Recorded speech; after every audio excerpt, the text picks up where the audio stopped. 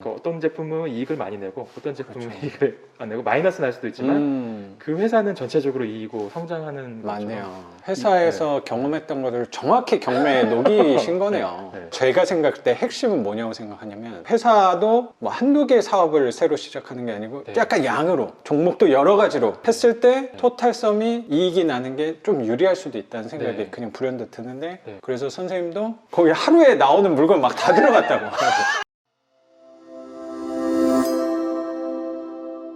내가 만약에 월 20만 원을 더 번다는 거는 너가 1년 동안 열심히 일해서 고가를 A나 뭐 S 받은 것만큼의 플러스가 되는 거야. 그러니까 너는 맞네요. 월 20만 원 받으면 우리는 1년을 번 거잖아요. 그렇죠, 네. 그렇죠. 그러니까 그렇게 생각을 하니까는 맞아, 이게 맞아. 적은 돈이 아니더라고요. 그럼요. 네, 네. 그리고 내가 아무것도 없이 그냥 월 20만 원만 받아서 이렇게 생활하는 게 아닌 거죠. 네. 회사는 계속 다니면서 네, 네, 네. 거기에 추가적으로 들어오는 수입인 거니까 네, 네, 네. 그 개념이 조금 다른 것 같아요. 네, 네. 근데 사람들은 그 20만 원 자체만 버는 거 같고 네. 근데 이거는 20만 원이 1년이면 240이고 10년이면 2,400만 원인데 그거를 좀 생각을 안 하는 네. 느낌을 저도 좀 받았던 네. 것 같아요. 그렇게 좀 생각을 하고 월세 위주로 몇 개째 하다가 부동산 공부를 범위를 이제 넓혀가다 보니까 그래서 경매를 알게 됐어요. 처음엔 그 오피스텔이 일반 매매로 네네네. 좀 접근을 했던 네. 거고 이제 네. 더 싸게 살 수 있는 게 없나 네. 다가 경매를 만나신 거네. 네네. 저 경매 공부를 하고 네. 그때 막 야 이거다 싶으니까 또 이제 또 이 추진력, 실행력이 또 발동을 한 거네. 네. 아 이게 눈이 막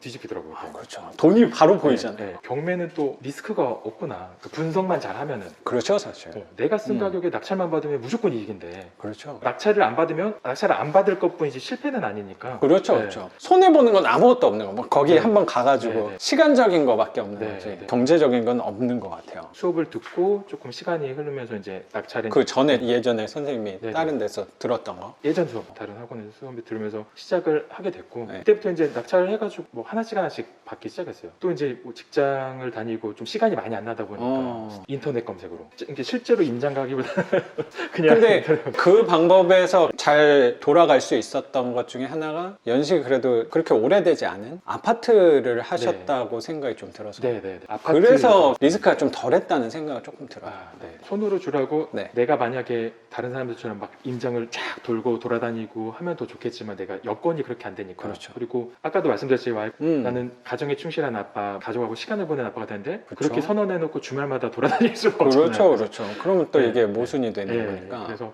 인터넷을 최대한 정보를 검색, 수집을 정보 하고. 수집 그다음에 네. 들어가고 그러면서 이제 어떻게 보면 합리화했다고 해야 되나 네. 어떻게 보면 그 작전을 썼다고 해야 되나 네. 내가 만약에 하나 정도 실패했다 하더라도 음. 나머지 9개가 이익이 나면 음. 토탈 썸으로는 나는 이익이다. 근데 그게 이제 제가 어떻게 보면 네. 상품 기획이나 마케팅 쪽을 하다 보니까 회사에서 모든 제품이 다 이익을 낼 수는 없어요. 그렇죠. 그러니까 프로덕트 믹스 있잖아요. 그러니까 어떤 제품은 이익을 많이 내고 어떤 제품은 그렇죠. 이익을 안 내고 마이너스 날 수도 있지만 그 회사는 전체적으로 이익이고 성장하는 맞네요. 것처럼. 회사에서 경험했던 것을 정확히 경매에 녹이신 거네요. 네. 자칫하다가 내가 실수 한두 개 정도 할 수는 있겠지만 그렇죠. 내가 이거를 계속 할 거고 수를 계속 늘려나가면은 토탈 썸으로는 내가 한다. 이익을 낼 수는 있다라고 생각을 하는 방향으로 그래서 많이 제가 생각할 때 핵심은 뭐냐고 생각하냐면 회사도 뭐 한두 개 사업을 새로 시작하는 게 아니고 네. 약간 양으로 종목도 여러 가지로 했을 때 토탈섬이 이익이 나는 게 좀 유리할 수도 있다는 생각이 네. 그냥 불현듯 드는데 네. 그래서 선생님도 거기 하루에 나오는 물건 막 다 들어갔다고.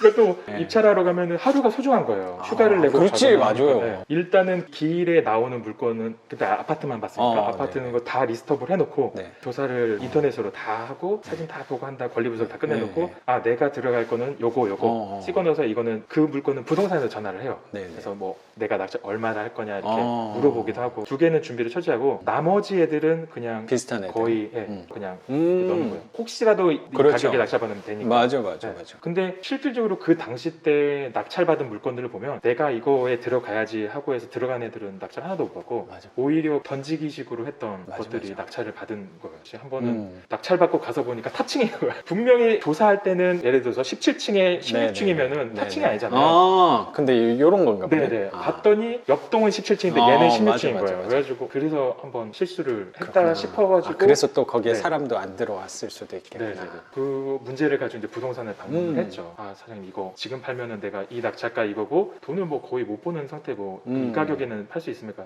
이 가격은 좀 그때 이제 탑층이 아닌 층으로 이제 좀 살 수 네네네. 있으니까 그러면은 전세를 한번 돌리고 좀 예상되는 게 기다려봐라. 있어가지고 한 바퀴 돌리고 했더니 또 이제 오르게 되고 아, 케이스가. 그렇구나. 네. 양으로 막 승부를 해가지고 한 네. 2년 반 동안 네. 30채 주로 뭐 오피스텔도 있었고 네. 대다수는 타 지역의 아파트 위주로 한 30채가 2년 반 만에 됐던 거예요. 네. 네. 근데 네. 이게 기회가 있고 이거는 보이니까 이거 빨리빨리 해야겠다라고 해서 막 진행을 하다 보니까 이렇게 이제 됐는데 네네네. 근데 모아놓고 보니까는 좀 많아진 것 같고 그러니까요. 네. 시간 자체도 그 기간이면 제 생각에 되게 짧은 기간이라고 생각이 드는데 네. 그 안에 그렇게 할 수 있었던 게 이게 보통 사람은 쉬운 거는 아니라고 생각. 선생님도 좀 본인이 느껴지지 않아요? 내가 좀 특이하구나. 좀 그런 게 있잖아요. 그러니까 일반적이지 않은 것 같아서. 걱정이 되고 리스크가 있을 수도 있는데 저는 그런 거 겁을 내는 스타일은 아닌 것 같아요. 네, 그러니까 이제 사고방식 자체가 제가 제일 힘들어하는 질문 중에 하나가 너는 언제 제일 불행했니? 언제 제일 힘든 시기가 언제였어? 전 그게 없어요. 그러니까 그러면 나는 언제 힘들었지? 언제 내가 그런 스트레스를 받았을까? 뭐 회사 면접 보거나 이런 네. 꼭 그런 거 네. 제일 힘들었던 거 그런 거 쓰라고 하는데 뭘 써야 되지? 네. 나는 힘든 게 별로 없었던 것 같아. 물론 이제 막 큰 뭐 당연히 힘든 일이 있었겠지만 네. 나는 그걸 힘든 일이라고 생각하지 않았을 수도 있을 것 같고 네. 한편으론 빨리 잊어버렸을 수도 있다고 생각도 들어요. 네. 그런 걸 봤을 때 내가 이제 이런 것들이 생각했을 때 내가 이거를 크게 막 문제 삼지는 않는다는 나에 대해서 네. 생각을 많이 깨닫게 된 거네. 나 자신에 네. 대해서. 그러다 보니까 더 할 수 있었던 것 같고 어떻게 보면 아까 말씀드린 토탈 썸으로 봤을 때 이득이면 나는 된다라고 생각을 하니까 그렇게 득이 네. 많이 없었던 집도 있었지만 전체적으로 봤을 땐 네. 플러스여서 사실 그 플러스도 지금 시간이 좀 지났으니까 또 누적된 게 있으니까 또 양으로 그게 조금씩 다 올랐어도 토탈 썸은 굉장할 거라고 생각이 또 드네요. 사실 남들이 조금 선호하는 투자 방향은 제 생각에 선생님 방향이라고 생각이 좀 들거든요. 그리고 부동산 투자라고 하면 뭐 사실 요즘에도 그런 것 같고 한 2, 3년 전에 더 열풍 불었을 때 했던 방식이 네. 어쩌면 선생님 방향으로 네. 투자했던 거. 근데 선생님이 유독 또 속도를 냈다는 생각이 네. 들긴 해요. 그만큼 금전적으로 경제적인 것도 네. 얻은 것도 꽤 있다고 생각이 좀 들어요. 네, 좀 뒤돌아봤을 때 네. 이제 전체적으로 이제 복귀를 해보면은 정말 크게 작용했던 요인 중에 하나도 운이에요. 내가 만약에 그 3년 전에 그 내 삶에 대해서 생각을 네, 해보고 네, 그런 네. 계기나 네. 부동산 사장님을 만났거나 했었더라도 만약에 그때 부동산 시장 자체가 하락기거나 뭐 이렇게 됐었으면 그렇죠. 쉽게 내가 이익을 보거나 생각을 못했을 텐데 때마침 또 그때 한참 이렇게 올라가는 그렇죠. 이게 시기다 보니까 맞아요. 시기도 좀 잘 탔구나라는 생각이 들어서 그래서 이제 지금 같은 시기에 너 내가 이렇게 했으니까 너도 이렇게 해라고 말할 수가 없는 게 부동산은 이제 오르락 내리락이 있고 시장이 있고 시기가 있기 때문에 그렇죠. 그러니까 저는 그런 요인도 있고 성격도 있었지만 시기가 참 또 잘 맞았다고 생각을 해요. 맞네요. 네. 또 그때 한창 올라가고 있는 네, 네, 네. 시기였을 때 마침 그때 또 관심을 갖게 돼서 네. 30채의 아파트들이 상승을 엄청나게 한 거네.